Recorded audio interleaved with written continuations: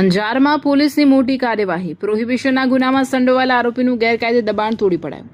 ગુનાખોરી અને ગેરકાયદે પ્રવૃત્તિઓ આચરનારા તત્વો સામે અંજાર પોલીસે લાલ આંખ કરી છે. અંજાર શહેરમાં પ્રોહિબિશનના ગુનામાં સંડોવાયેલા એક નામચીન આરોપી દ્વારા સરકારી જમીન પર કરવામાં આવેલા ગેરકાયદે બાંધકામ પર આજે તંત્રનું બુલડોઝર ફરી વળ્યું હતું.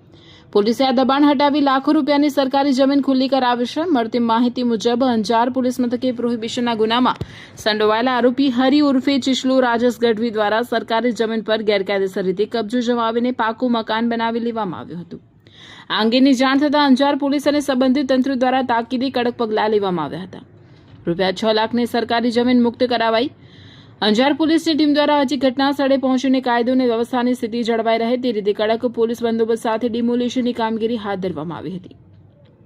આરોપી હરી ઉર્ફે ચીચલાએ દબાવેલી આશરે 50 ચોરસ જમીન પર બુલડોઝર ફેરવી દેવામાં આવ્યો હતો અને ગેરકાયદેસર મકાનને તોડી પાડવામાં આવ્યું હતું. આ સરકારી જમીનની અંદાજિત બજાર કિંમત રૂપિયા 6 લાખ જેટલી થવા જાય છે. અંજાર પોલીસની આકરા વલણવાળી કામગીરીથી સ્થાનિક ભૂમાફિયાઓ અને ગુનાહિત પ્રવૃત્તિઓ કરતા તત્વોમાં ફફડાટ વ્યાપી ગયો છે. આગામી સમયમાં પણ આવી ગેરકાયદે પ્રવૃત્તિઓ કરનારાઓ સામે પોલીસ દ્વારા આકરી કાર્યવાહી ચાલુ રહેશે તેવો સ્પષ્ટ સંકેત આ ઓપરેશન દ્વારા આપવામાં આવ્યો છે.